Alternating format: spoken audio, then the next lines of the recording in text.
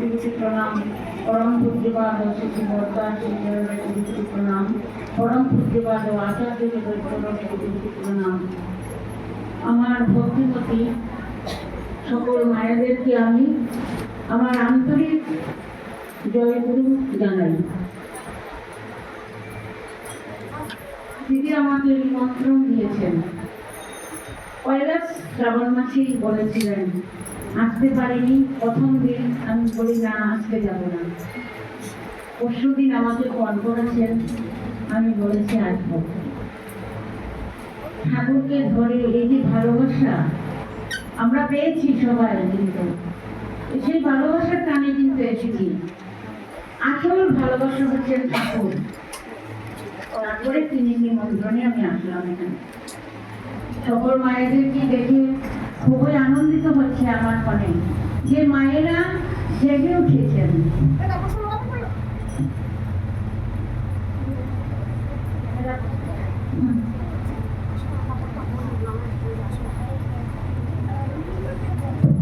আজকে কিন্তু এই মাতৃশক্তি সারা ভারতবর্ষে হচ্ছে, আমরা দেখতে পাচ্ছি।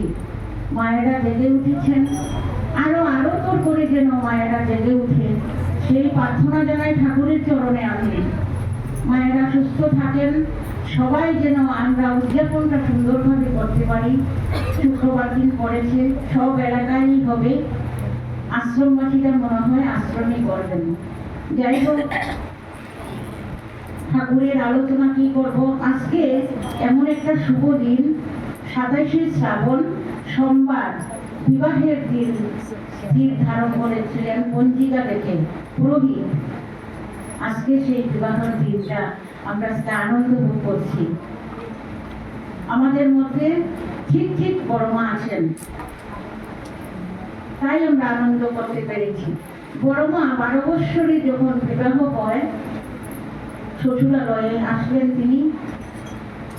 বড়মার দিদিমা বড়মাকে বলেছিলেন, শ্বশুর বাড়ি যাচ্ছিস, কিন্তু যে যা বলে না করবি না, কিন্তু তুই হ্যাঁ করবি। সব কাজে তিনি শাশুড়ির মার সঙ্গে যোগান দিয়েছেন, যেটা পারে না হাত থেকে কেড়ে নিয়েছেন। শাশুড়ি মা খুশি হয়েছেন, শাশুড়ি মা ভোগে ভূত ছাড়িয়ে দিতেন। তবু বড়মা মুখ বুঝে বসে থাকতেন, কিছু বলতেন না। কিন্তু সেই বড়মা বিশ্বজননী হতে পেরেছেন আজকে। এত বোকা খেয়েও কাজ শিখেছেন। আমাদের মধ্যে অনেকে বোকা খেয়ে আমরা কাজ শিখেছি। আজকে বড়মাকে ধরেছি, বড়মার আদর্শগুলা, এই যে 8টা বৈশিষ্ট্য আছে, নিষ্ঠা, ধর্ম, শুশ্রূষা, সেবা, সংরক্ষণ, প্রজনন, এই যে 8টা বৈশিষ্ট্য বড়মার মধ্যে ছিল। সেই বড়মার 8টি বৈশিষ্ট্য যদি আমরা পালন করতে পারি, একটিও যদি পালন করতে পারি, আমরা ধন্য। একবার শাশুড়ি মা বললেন, বড় বউ তুমি পায়েস রান্না করতে পারবে? বড়মা বললেন, হ্যাঁ পারবো। তখন তিনি পায়েস বসিয়ে দিলেন, দুধ জাল দিলেন, দুধের মধ্যে চাল দিয়ে দিলেন, তারপরে ভাতের মার ঢেলে ফেলে দিলেন। তখন যখন খেতে দিলেন, তখন বললেন, বড় বউ তুমি এটা কি করলে? এটা পায়েস হয়েছে নাকি? তখন তিনি শিখিয়ে দিলেন, এভাবে রান্না করতে হয় পায়েস। এরকম করে করে বড়মা রান্না শিখলেন। এই যে পরে যে বড়মা রান্না করতেন, বৈকুণ্ঠের মতো সুস্বাদু রান্না করতেন বড়মা। আজকে বিশ্বজননী, আজকে মাকে নিয়ে এত মায়েরা আমরা আনন্দ ফুর্তি করছি। দেশে দেশে এই মাতৃসম্মেলন চলছে, আগামী মাসে সৎসঙ্গ চলবে। আমরা সবাই আনন্দ, এই 2 মাস আমরা খুবই আনন্দ করি। এই যে শুক্রবার দিন আমার এই মাতৃসম্মেলনটা শেষ হয়ে যাবে, আমাদের তাড়না থাকবে না।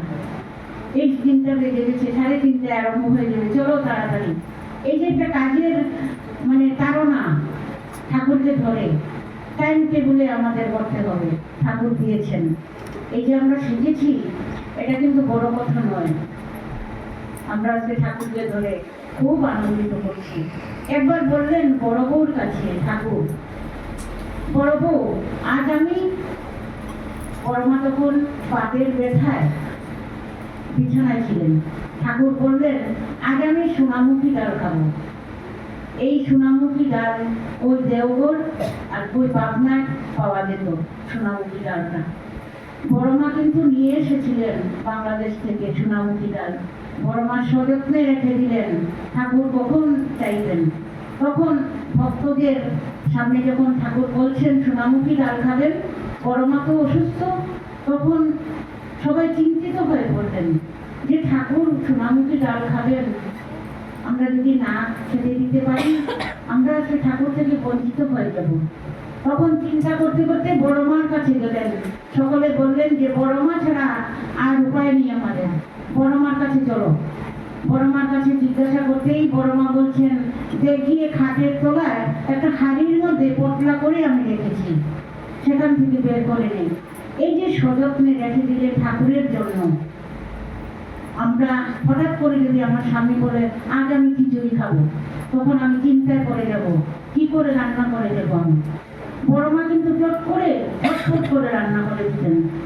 একদিন বলেছিলেন ঠাকুর খিচুড়ি খাবো, তখন ডাল ভাত মিশিয়ে ঘি দিয়ে তিনি খিচুড়ি রান্না করে ঠাকুরকে পরিবেশন করলেন। ঠাকুর খুশি হলেন। এই যে মানে তাড়াতাড়ি ঝটপট করে উপস্থিত বুদ্ধি বড়মার খুবই ছিল, কিন্তু সহ্য, ধৈর্য, মায়া, মমতা, বুক ভরা ভালোবাসা ছিল বড়মার। সবাই গিয়ে মায়ের কাছে সান্ত্বনা পেত বড়মার কাছে। বড়মা এইভাবেই মায়েদেরকে নিয়ে চলাফেরা করেছেন। কত দুঃখী মা আসতো বড়মার কাছে, এসে দুঃখ প্রকাশ করতো বড়মার কাছে। বড়মা সান্ত্বনা দিয়ে বলতেন, আমি আছি তোদের সামনে, আমি আছি, আমাকে নিয়েই চল। ঠাকুরও বলেছেন, তোর যদি আগেরও দুঃখ থাকে আমি আছি। এই যে ঠাকুর যে আমাদের সান্ত্বনা দিয়েছেন, এটাই বড় কথা। আজকে ঠাকুরে আমরা এখানে সব মায়েদেরই কিন্তু একটু একটু মানে দুঃখ কষ্ট আছে। এই দুঃখ নিয়েই কিন্তু আমাদের চলতে হবে ঠাকুরকে নিয়ে। আমরা এখানে যখন বসি, ঠাকুরের যখন চোখের দিকে চাই, আমার সব কিন্তু দুঃখ জ্বালা দূরে চলে যায়। আমরা যেন সবাই ঠাকুরকে মাথায় নিয়ে চলতে পারি। একটা ঘটনা বলছি, এই রিসেন্টলি ঘটনা, একটা মেয়ে 3 দিন যাবৎ মানে কুমাতে চলে গেছে।